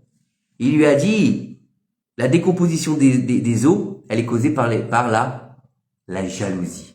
Les gens qui sont jaloux, ils vont avoir les os qui se décomposent. Et alors, il lui a dit, moi, j'ai pas subi. Alors il dit, maintenant que t'es plein, il lui a dit, vu que t'es plein, tu sais quoi, au lieu de rester ici et que t'embêtes les ouvriers, viens chez moi. Il lui a dit, voilà là, il a dit, non seulement tu connais pas Michelet, mais tu connais pas non plus les prophètes, et tu connais rien à ta Torah, il lui a dit. Il lui a dit, il y a marqué, vous saurez que je suis Hachem quand j'ouvrirai vos tombes. Donc moi, il n'y a pas de triatamétim, j'ai pas le droit de sortir de ma tombe. Qu'est-ce que tu veux chez moi? Il lui a dit. Il lui a dit, c'est interdit. D'accord? Il y a que Dieu qui peut faire sortir les morts de leur tombe. Et alors il lui a dit, mais il y a écrit poussière. Il lui a dit ça. Il aurait lieu pour les tzadikim qu'au moment de la résurrection des morts. Une seconde avant de revenir, les corps des justes, des vrais justes, il redeviendra poussière et il pourra se renouveler. Et en fait, si vous voulez, pour expliquer la résurrection des morts, pour beaucoup de gens, la résurrection des morts, c'est impossible, ça n'existe pas. C'est débile, comme on dit souvent, des zombies qui vont sortir. Mais non, c'est pas des zombies. Il n'y a pas de zombies chez nous. D'accord? Tous ici présents, je suis sûr que vous avez fait à l'école l'expérience du haricot blanc dans le coton. Hein? Qu'est-ce qui se passe avec le haricot blanc quand vous le mettez dans le coton? Non, il pourrit. Mais si, au début, il pourrit, il perd sa coque, il se flétrit, et au moment où il commence à être totalement pourri, et il commence à avoir une espèce de duvet dessus, il commence à germer. C'est triatamétim. Voilà triatamétim. Expliqué facilement. Vous avez compris? Maintenant, faut comprendre que tout le monde devra passer par cette période de poussière. Mais comment? Alors, il y en a d'autres qui vont passer, depuis le moment où ils sont morts jusqu'à triatamétim. Et les tzadikim, ils vont rester intacts. Il faut comprendre que on a besoin de la désinteraction du corps pour pouvoir rentrer dans le Gan Eden. Et on a un seul os qui ne sera jamais détruit, c'est le louz, qui est ici, derrière le cou. Le louz, ça s'appelle. D'accord? Alors, maintenant, on va devoir savoir où est-ce qu'on va aller. Où est-ce qu'on va? Gan Eden, Gehinam, Kafakela, qu'est-ce qu'on va faire? Comment est-ce qu'on va être jugé? Alors, il nous dit ici, au moment où on arrive dans le monde d'en haut, c'est sûr que c'est la vérité qui éclate. On ne peut pas mentir. D'accord? C'est clair, net et précis. Qui va témoigner contre le défunt? Qui est-ce qui va témoigner? Alors écoutez, ce que nous dit le Talmud, par exemple. Le Talmud nous dit que les poutres et les pierres de la maison du défunt témoigneront contre lui. Ok? D'autres soutiennent que c'est l'âme elle-même qui va venir accuser le corps. Rabbi Chaim Vital va nous dire c'est les deux anges qui, le Yetzera Tov et Yetzera Ra, qui vont venir témoigner contre lui puisqu'ils étaient avec lui tout au long de sa vie. D'accord? Et un autre soutient que, écoutez bien, que c'est les membres du corps qui vont venir témoigner. C'est terrible. C'est terrible. On n'est pas sorti, ouais, tu m'étonnes. Attends, j'ai pas fini encore. on est dans les amuse-gueules là. Et si on a déménagé plusieurs fois, tous les murs et tous les... Je sais pas. Ouais, c'est l'agent immobilier. Non, là c'est l'agent immobilier qui vient témoigner. Moi, ça va être une SCI qui va devenir bon. Ils vont dire allez, amenez-nous les ouvriers. Non, je sais pas. En tout cas, n'oubliez pas une chose. Tout dépend aussi de notre teshuva. Tout dépend aussi de si on a nettoyé les murs, si on a effacé tout ça ou pas, si on a transformé nos mauvaises actions en bonnes actions. Même si on fait teshuva, on aura quand même ce jugement-là. Oui, mais différemment. Oui, différemment. Parce que sévère, mais il sera là. Non, mais quand tu répares, les fautes seront effacées. Il y a certaines fautes qui vont être effacées par ta teshuva, tu comprends? Oui. Donc certaines hontes ne seront pas mises en avant, tu comprends? D'accord. Quand tu vas faire dans ton sang, tu vas venir faire la capara d'une certaine chose dans ton sang, dans ta chair, c'est quand tu as fait Messirut Nefesh pour cette chose-là, ça efface totalement. C'est-à-dire que à partir du moment, Berkila, si tu veux, à partir du moment où tu vas aller jusqu'à la Messirut Nefesh dans ta teshuva, merci beaucoup. Tout le monde dit que c'est très intéressant sur le direct. Écoute bien ce qu'il nous dit. Non mais écoute bien. Moi je l'ai lu samedi soir, j'ai très bien dormi. Écoute bien. Quand tu fais Messirut Nefesh pour une mitzvah ou pour quelque chose, pour Akadosh Baruch Hu, c'est comme si tu étais déjà mort et comme si tu étais réincarné. Donc c'est une nouvelle personne. Donc tout ce que tu as fait avant, il n'y a plus puisque c'est une nouvelle personne. T'as compris? C'est un nouveau toi. Ou comme dirait l'autre, mini-moi. D'accord? Bref, on continue. Alors écoutez bien. 4 types de témoignages, ça veut dire quoi? Les poutres, l'âme, le machin, c'est... Alors écoutez bien. Il nous dit ici le Rav, écoutez bien, c'est fantastique. Les poutres et les pierres, d'accord? C'est tout ce qu'il a fait de façon cachée dans sa maison, l'homme. Et oui, il y a des hommes, des femmes dehors, c'est... Rabbi, tu leur donnes le bon Dieu. Ah, un saint maman, il manque plus que son auréole et que ses ailes. Hein? Et chez lui, Bobo, c'est un animal en cage. Hein? Les poutres, elles viennent de dire celui-là, il se faisait passer dehors pour un grand rabbin, et dedans, c'était le pire des crétins. Ok? Ça, c'est sa maison qui vient d'en témoigner. Ensuite, l'âme. D'accord? L'âme. Elle peut témoigner sur quoi? Sur des choses que personne ne peut entendre. Les pensées de l'homme. Mais elle sait. D'accord? Ok? Ensuite, les anges pourront témoigner de tout ce qu'il a fait de mal à l'extérieur de sa maison. Bah oui, ils étaient tout le temps avec lui. De bien aussi. Oui, mais on pas. parle. Une mauvaise pensée, mais que tu ne concrétises pas. Ça reste quand même une avéra. Ça dépend. Ça dépend. Ça dépend de la pensée. Ça dépend de la pensée. Si c'est sur une femme, par exemple, si, c'est un problème. Si. Même si tu fais rien. Ouais, ça s'appelle Iruravera, et d'avoir des pensées pécheresses sur une femme, c'est un grand péché. C'est très grave. C'est plus grave que l'acte lui-même. Ça, c'est plus grave. Ouais. Oula. Bah ouais. Il y a le mikvé en face si tu veux. Je la connaissais pas celle-là, je la retiens. Voilà, tu peux la graver, tu peux la graver. Hein?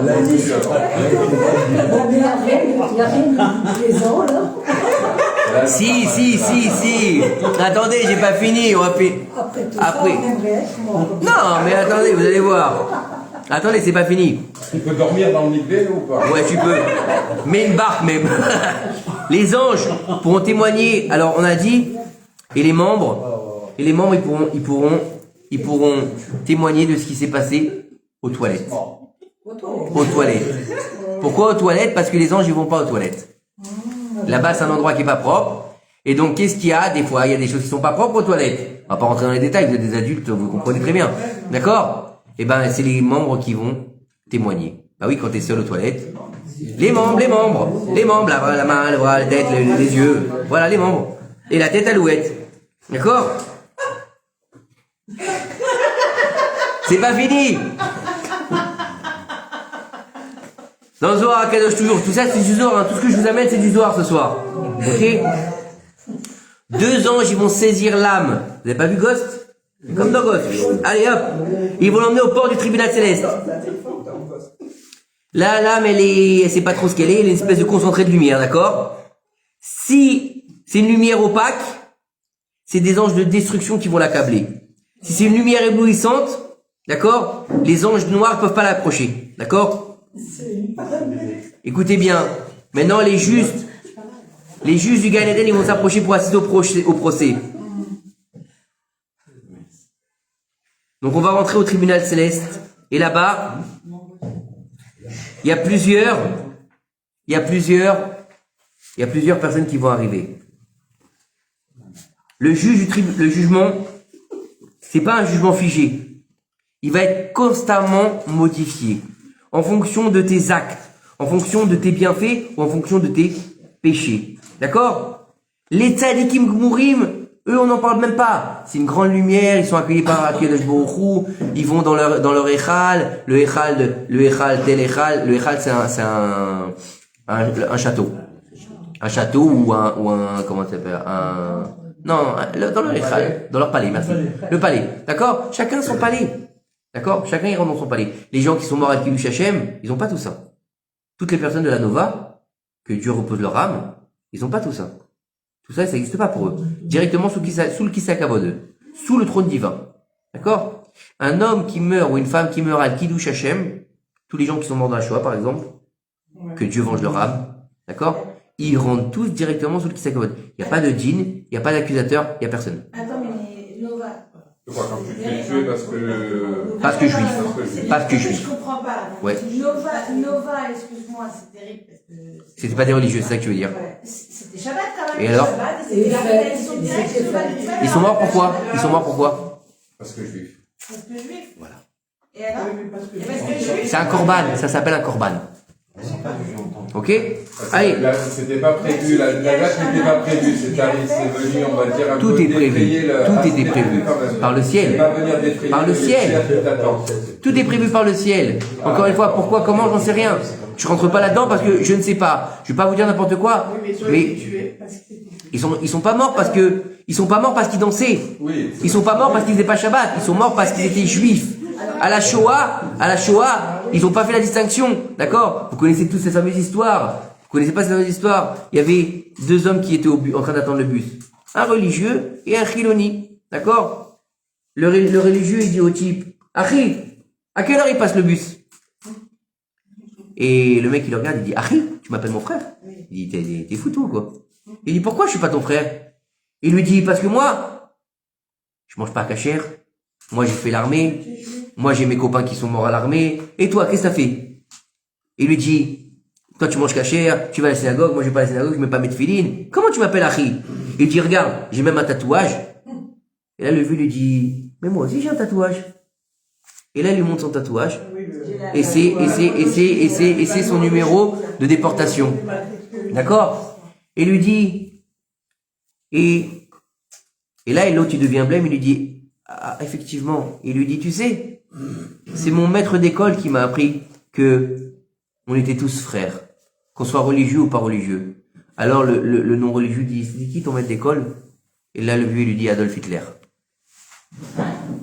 Ça veut dire que c'est Adolf Hitler qui nous a appris qu'on était tous les mêmes, qu'on soit religieux ou pas religieux. C'est pas une question d'être religieux, c'est une question d'être juif, tu comprends, Déborah? Eh, ils ont tous été jetés, tu crois qu'il a fait attention à la kippa? Tu crois qu'à la Nova qu'ils ont fait... je te rappelle que dans les kibbutzim, c'était que des gens qui allaient les sauver tous les Shabbats. C'était que des gens qui faisaient des afghanotes contre l'État d'Israël pour les sauver. Eh ben, ils les ont butés quand même. Tu comprends? Ils voient pas la carte d'identité, ils voient l'essence, ils voient les juifs. C'est tout. Alors, les gens qui meurent dans des attentats, c'est des Pareil, exactement. Qui ça qui vote directement? D'accord? Alors écoutez bien. Maintenant, faut savoir que pourquoi le jugement n'est pas totalement scellé? Parce qu'il est toujours en mouvement. Comment? Parce que il peut se passer en fait que on va laisser des fruits après notre mort. Et donc forcément, ou ça peut être dans le bon, comme ça peut être dans le mauvais. Ça veut dire, je vous donne un exemple. Un type, d'accord, il a construit une yeshiva de A à Z. Et chaque année, des centaines de barourim, ils viennent sur les bancs de la yeshiva. Le mec, il a mis toute sa fortune dedans, d'accord? Il a fait Messirut Nefesh. Il a dit, ça, c'est mon testament. Il a pas acheté une grande maison. Il a dit, moi, je veux une yeshiva. Chaque étudiant qui va aller là-bas, c'est un mérite pour lui. Donc, chaque étudiant qui rentre, sa neshama, elle brille encore plus. Maintenant, un type, d'accord? Il va laisser que des saletés sur terre. Que des problèmes. À cause de lui, il y a un type qui s'est suicidé. À cause de lui, il y a une femme qui a été jetée de son appartement. À cause de lui, etc. Eh ben, il peut descendre de son niveau. Même si quand il était mort, il avait plein de crédits à son compte. Vous comprenez? Maintenant, au niveau des verdicts. Alors, il faut savoir, on a dit que c'est donc le tribunal. Alors, il y en a qui disent que pendant le procès, les parents du défunt, ils viennent. Et s'ils viennent pas, c'est mauvais augure pour le défunt, s'ils viennent pas. C'est-à-dire qu'ils ont honte de venir. Si quelqu'un, il a un rave qu'il a suivi, d'accord? Et qu'il a étudié, par exemple, ses textes. Par exemple, quelqu'un, il a étudié, sérieusement, Rabbi Nachman de Breslev. D'accord? Mais toute sa vie. Pas quelqu'un qui a crié Ouman Rosh Hashanah, qui a mis une kippa blanche et qui a fumé un joint. On parle pas de ça, d'accord? On parle de quelqu'un qui est attaché au tzaddik, aux valeurs du tzaddik, à la Torah du tzaddik. Quand il va arriver, le tzaddik, il vient à son procès et il dit, celui-là, écoutez bien ce qu'il dit au sage, celui-là, il est à moi. Celui-là, il est à moi. Vous n'avez rien le droit de lui faire. Il est à moi, il m'appartient. Quand on dit que lorsque tu vas dire un enseignement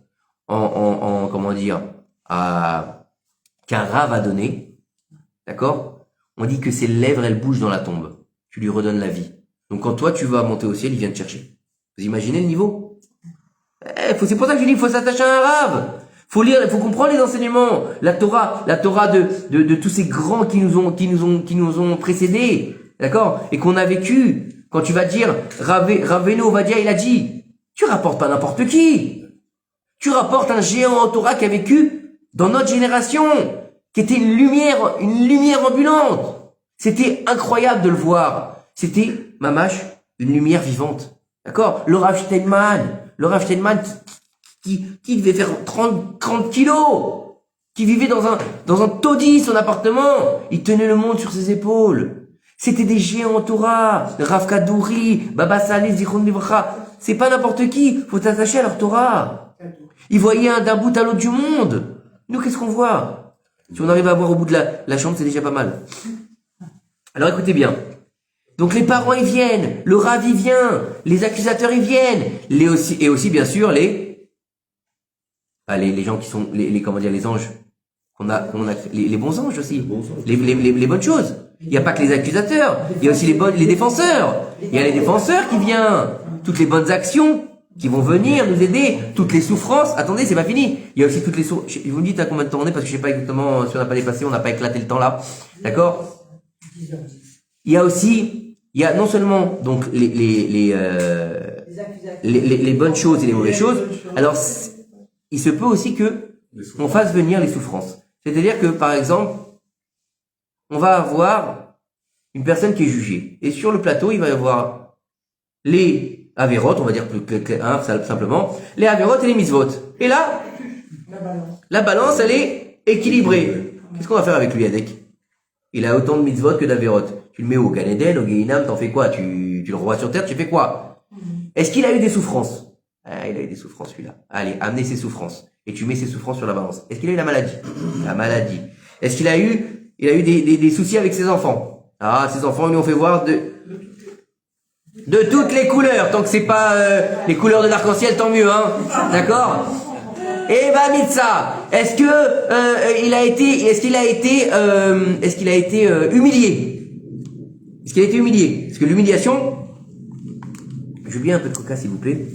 L'humiliation, elle fait encore des srouillottes, etc., etc. Vous comprenez? Donc, des fois, c'est nécessaire. Maintenant, faut savoir que les verdicts qu'il peut y avoir, il va y avoir le Gehinam, la réincarnation, le Kafakela et le Gan Eden. Le Gehinam, ça va vous paraître surprenant ce que je vais vous dire, c'est la punition la plus légère, la plus simple. Pourquoi? Parce elle permet de rectifier quelques manquements. Le Gehinam, ça vient brûler un petit peu la avérote, ok? Là, ensuite, mais il faut savoir qu'il a plusieurs compartiments, hein, le Gehinam, on va pas rentrer là-dedans, ça sert à rien, ok? Ensuite, il va y avoir quoi? Ensuite, il va y avoir la réincarnation. La réincarnation, qu'est-ce qu'elle a? La réincarnation, elle peut être dangereuse. Pourquoi la réincarnation, elle peut être dangereuse? Parce que la réincarnation, tu vas revenir sur Terre. Mais qui te dit que tu vas pas revenir avec encore plus de avérotes que quand t'es parti? Alors que t'es venu réparer une ou deux avérotes. C'est pour ça que beaucoup de personnes qui sont réincarnées, ils demandent à Tnaï à Kadosh Baruch Hu, je veux bien revenir, mais réincarne-moi, par exemple, allez-nous handicapés. On a eu cet exemple-là avec qui? Que tout le monde a connu, avec Anaël. Anaël, vous avez entendu parler d'Anaël, le livre d'Anaël. D'accord? Elle était pas autiste, elle avait l'Hawking syndrome, elle pouvait bouger que l'œil. D'accord? Elle a demandé à Kadosh Baruch Hu, elle a dit, je veux bien que tu me renvoies. Mais tu me renvoies complètement handicapé. D'accord? Parce que je veux pas fauter, en plus. Ok? Ensuite, on va avoir le Kafakela. Le Kafakela, c'est terrible. Je sais pas. Le Kafakela, toutes les personnes qui sont malades, ils sont jugés différemment. C'est un chromosome différent. C'est une sorte de maladie. C'est des gens qui peuvent pas se reproduire. C'est des gens qui meurent très tôt, en général. Les personnes qui sont malades sont jugées autrement? Bah oui, je t'ai dit, la maladie aide. J'ai dit ça juste avant. Les souffrances et la maladie, c'est comme des mérites. Non, mais c'est toi et moi. C'est comme des mérites. On continue. Écoutez, Kafakela, je vais pas rentrer dans le Inyan complètement, mais sachez que c'est terrible. C'est quoi? C'est quelle traduction? Les âmes perdues. D'accord? Les âmes perdues. Alors, je vous invite à, il y a un film qui a été fait sur les différents niveaux, qui a été extrêmement bien fait par rapport à toutes ces choses qu'on est en train de voir ce soir. Il s'appelle Au-delà de nos rêves, il me semble. C'est un très vieux film. Avec Robin Williams. Et là-bas, en fait, il montre les différents niveaux au niveau de la mort. La mort, comment ça se passe? Sa femme qui s'est suicidée, elle est justement dans le Kafakela, donc elle ne peut pas intégrer son Gan Eden. Et lui, il essaie de la récupérer. C'est assez incroyable comme film. Et il te montre le Gan Eden, qu'en fait, c'est tout ce que tu désires, il se matérialise. C'est ça le Gan Eden. C'est un peu le principe des fantômes quand tu vois dans les films qui restent là et qui veulent partir. Non, non, c'est plus violent parce que ça peut être dangereux. Kafakela, c'est des âmes perdues. C'est des âmes errantes. D'accord? Ils sont ils sont entre le ciel et la terre. Ils n'ont pas de repos. Ça, c'est dans le jugement. Elles peuvent être réincarnées dans des pierres ou dans des... Oui, non, la réincarnation. Là, c'est autre chose. Gilgoul. Le Gilgoul, merci. Le Gilgoul, ça peut être pierre. Ça peut être inanimé. Ça peut être végétal. Ça peut être animal. Et ça peut être homme. Et normalement, on dit qu'il n'y a pas plus de 3 réincarnations. D'accord? Et pour les tzadikim, en général, c'est dans du poisson. C'est pour, dans les poissons. Dans les poissons. Tu sais, le, Oui, oui. hein, d'accord? Celui-là, un poisson cachère en général. C'est pour ça que c'est une grande mitzvah de manger du poisson à Shabbat. D'accord? Pourquoi une mitzvah de manger du poisson à Shabbat? Parce que tu élèves le tzaddik qui aurait pu se réincarner dans ce poisson sur la table de Shabbat, tu l'emmènes dans le Onek Shabbat, tout de suite tu remontes au Gan Eden, il est au Onek Shabbat. Vous avez compris? Donc ensuite, donc ça c'est au niveau des punitions, d'accord? La plus difficile c'est Kafakela, d'accord? Une errance sans fin de l'âme. Donc il n'y a pas de repos d'âme. Vous imaginez, c'est terrifiant. Que Dieu nous en préserve. Après, il y a d'autres niveaux de punition, même dans le Guéhinam, etc. On va pas rentrer là-dedans ce soir. C'est pas la peine de dire celui-là, comme ça il a fait. Il y a des fautes qui sont très lourdes, des fautes qui sont très graves. Il nécessite un coup de karcher. Il faut être clair. Un coup de karcher, imaginez un karcher à haute pression à 2 mètres, ça fait mal. Hein? Bah voilà. Et même Ok? dans l'aberrante, ça peut être rejugé, ça peut revenir ou c'est à... J'ai pas compris. C'est dans l'aberrante. Si le jugement fait que c'est l'aberrante. Tout peut changer, je dis, tout peut changer, oui. Oui. Décider Oui. ou c'est... Oui. Ça peut changer, encore une Ça peut fois. changer. Tout peut changer en fonction des actes qui vont se faire après la mort. C'est-à-dire, si par exemple, quelqu'un, il va laisser une fortune à ses enfants. Ok? C'est son testament, il laisse une fortune. Mais on leur dit, je vous en supplie les enfants, faites quelque chose de bien avec ça. Achetez des livres de Torah, à ma mémoire, les Lunishmati, d'accord? Pas moi, j'ai pas envie de mourir en moi. Mais bon, vous avez compris. Faites un Sefer Torah, ou bien soutenez une école juive, tu vois, quelque chose de Gdusha, quoi. Prenez un avraire et tous les mois vous lui donnez 1500 balles pour qu'il étudie à ma mémoire pendant toute l'année. La Neshama, elle va être illuminée par cette étude, par ces livres, et par chaque fois que quelqu'un il prend le livre, les Lunishma, tu vois ce que je veux dire?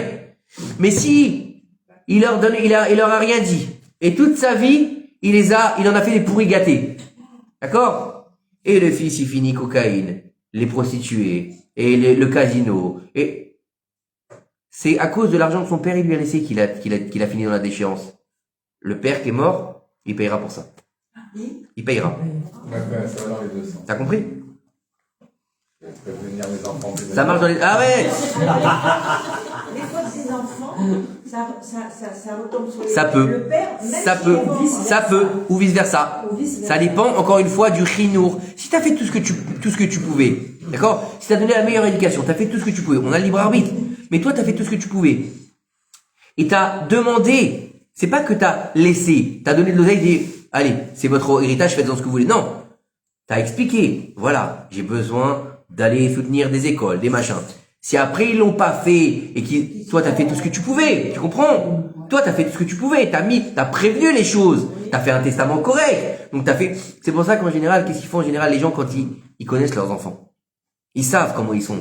Ils savent s'ils sont dans la Torah ou ils sont pas dans la Torah. Ils savent si leurs enfants, ils sont complètement à l'ouest. Ils le savent, on n'est pas des demeurés, je veux dire. Qui sait que si le type il connaît son fils, il dit, bon celui-là, je peux lui faire confiance. Je sais que celui-là, même après ma mort, il va aller faire le Kaddish toutes les semaines. Celui-là, je sais que il va aller sabrer le champagne avant que, au moment où je vais, ils vont recouvrir la tombe, il va sabrer le champagne, il va me le vider dessus. Il le sait, ils connaissent, les parents, c'est pas des abrutis, bah, au rabat. D'accord? Maintenant, une fois que on est passé par tout ça, et qu'on a fini toute notre réparation, d'accord? Il nous manque un, c'est ça? Hein? Il manque un. Il manque un. Lequel il me répond pas. Daniel, essaie de voir si tu peux trouver un. Ton voisin. Il manque un pour quel? Non, il viendra pas. Alors écoutez bien. Alors écoutez bien. On va finir sur quand même une bonne note. Sinon ce serait dommage. Ça dépend. Ça peut être plus court, ça peut être aussi long. Alors écoutez bien. Une fois que l'âme elle aura réparé à tous ses manquements, toutes ses fautes, qu'elle sera passée par sa capara, on peut dire, sa réparation, d'accord? Ok? Elle pourra réintégrer ses levushim, son vêtement de lumière. Pourquoi elle peut pas encore? Parce qu'elle est entachée. Donc elle est sale encore. Donc tout ça c'est quoi? C'est juste un moyen de la nettoyer. Vous comprenez? C'est pas pour lui faire du mal, c'est pour la nettoyer. Maintenant elle est propre. Elle est sortie de la douche. Elle est jdida. Qu'est-ce qu'elle va faire? Elle va mettre son vêtement. Eh ben oui, imagine, tu gars, l'autre, elle va se mettre au lit pour mettre son pyjama, elle est dégueulasse. D'accord? Ben dis-moi, tu peux pas. Combien de temps? Ça dépend. À 120 ans? Ça dépend. Ça prend du temps. Ça dépend. Ça dépend. Je rentre pas là-dedans. Ok? Et donc, elle va récupérer son enveloppe originelle. Elle va récupérer sa lumière pure. D'accord? Ça s'appelle, dans les Mekoubalim, ils appellent ça Chalouka des Rabanan. Chalouk, c'est comme une tunique. D'accord? Une fois qu'elle aura récupéré Chalouka des Rabanan, elle pourra maintenant se délecter d'une autre dimension. La dimension spirituelle d'Akadosh Baruch Hu. Mais maintenant, il faut savoir que l'âme, on sait très bien qu'elle est coupée en trois. D'accord? Il y a Ruach, Nefesh et Neshama. D'accord? Et chacune des trois parties, elle trouvera un niveau de repos différent. C'est-à-dire que c'est pas tout le monde y va au Gan Eden.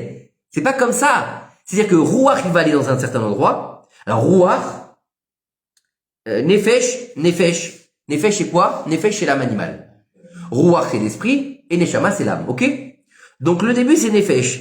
Nefesh, c'est l'âme animale. Donc cette âme animale-là, qu'est-ce qu'elle a? Elle est rattachée à quoi? Au matériel. Au matériel, pas au corps. Le corps, il est mort. Oui, mais Donc à ce monde-ci. il va rester en bas. Donc elle va être attachée à ce monde dans la tombe. D'accord? Il va rester en bas, il va- Elle sera encore attachée à la tombe. Attachée au corps. Le Ruach, il trouvera le repos, ou ça dans le Gan Eden inférieur. D'accord? Et la Neshama dans le Gan Eden supérieur. Puisque c'est des mondes qui sont beaucoup plus hauts. Ça veut dire que, en fait, maintenant, la Nefesh Abéhémite, elle va trouver le repos parce qu'elle aura cassé ses clipotes. Donc maintenant, elle se délectera du mérite d'avoir cassé ses écorces d'impureté ici sur le monde, dans ce monde. D'accord? Vous avez compris? Donc maintenant, elle pourra être en harmonie avec le monde. C'est-à-dire qu'elle est en harmonie avec le monde. C'est comme si, tu sais, comme dans la fin des films, tu sais, souvent, tout est dévasté, puis tout d'un coup, t'as une petite fleur qui sort. Vous avez jamais vu ces trucs-là? Tout est pourri, hein, tout est cassé, il y a du feu partout, et puis à un moment, le dernier plan, t'as une fleur. J'adore ces films comme ça, moi. J'adorais en tout cas. Voilà. Quoi? J'ai fait tchouva, mais ça n'empêche pas que j'étais très cinéphile, c'est pas grave, hein. D'accord? Bref. Donc maintenant, au niveau du Gan Eden, bien sûr, les niveaux, les deux niveaux, c'est quoi? Gan Eden à Tarton et Gan Eden à Elion. Donc ça veut dire que le Ruach, il va se délecter d'un Gan Eden qui est plus bas, qui est entre les deux mondes. Et le Gan Eden à Elion, c'est vraiment le niveau de la Neshama, c'est-à-dire que c'est où l'âme se trouvait avant de venir dans ce monde. Donc elle réintègre en fait sa place près d'Akadosh Baruch Hu. C'est-à-dire que maintenant, elle va se délecter de sa source. Elle va rentrer dans l'Éden, le Gan Eden, c'est-à-dire que quoi? C'est-à-dire dans une source jaillissante, dans un endroit où les eaux ne tarissent pas, d'accord? À un endroit où il y a les eaux, où il y a les justes, d'accord? C'est les 7 sources du Éden. Vous savez, dans le parashat de Bereshit, on dit, et le Éden était relié à 7 fleuves. 7 fleuves. C'est quoi ces 7 fleuves? C'est 7 attributs divins qui émanent des mondes supérieurs. C'est 7 portails du Gan Eden. C'est des âmes ensuite qui vont aller chacun en fonction de son niveau. Il y a les âmes des Baalei Tshuva, il y a les âmes des convertis, il y a les âmes des hommes qui sont partis à Kiddush Hashem, etc., etc. D'accord? Et dans chaque Echal, si vous voulez, il va y avoir un Rosh Yeshiva. D'accord? Et dans chacun, il est là pour aider les gens, si vous voulez, entre guillemets, à rentrer dans sa maison. D'accord? Ça veut dire que une fois qu'on aura passé le tikkun et qu'on aura réaliser en fait notre nettoyage de notre âme et de notre corps, on pourra enfin goûter au repos, qui est pas éternel. Le repos éternel ne veut rien dire. Le repos n'est pas éternel, puisque à la fin, c'est Triat Hametim. À la fin, la finalité de tout ça, c'est pas un repos éternel, c'est pas te dire, je suis mort pour l'éternité, merci d'avoir joué, game over. Non. Tout ça, si tu te prépares à revenir, à te raffiner aussi bien de ton corps que de ton âme et que des 3 niveaux d'âme pour pouvoir revenir dans un niveau complètement différent dans lequel tu étais au moment où tu es venu. C'est-à-dire que tu viendras après la résurrection des morts, donc après Achrei Hayamim, donc après que tout soit passé. Donc tu reviendras en fait, c'est comme si tu revenais tout neuf, tu brilles comme un sous neuf. Donc c'est ça le Inyan, se préparer à Triat Hametim, de pouvoir se délecter de la présence divine. Et une chose bien sûr qui aide beaucoup la Neshama, c'est bien sûr le Kaddish tout au long de la première année, le Kaddish Yeshelem Araba, de répondre Amen, d'accord? Et aussi de faire des mitzvot tout au long de l'année et au Askarot et ne pas oublier. D'accord? Ne pas oublier. C'est important de ne pas oublier. D'avoir toujours un moment pour se dire, tiens, c'est l'année. Ah, tiens, ça fait tant.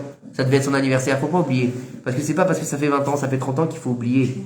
Parce que, surtout quand c'est les parents, ton papa et ta maman, ils t'ont donné la vie, ne les oublie pas. D'accord? Même après 30 ans, tu fais l'Askara. Même après 20 ans, même après 50 ans, tu fais comme tu peux. Tu fais. Bezrat Hashem. Tu fais une étude, les Nunishmatam. Et surtout sur les gens qui n'ont pas. Et de pas hésiter de prendre à une étude ou bien de faire les Nunishmat quelqu'un que tu connais même pas.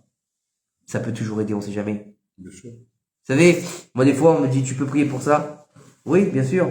Tu sais, Shmuel. Comme ça on me dit, hein, je vous assure, hein, des sirotes que j'ai.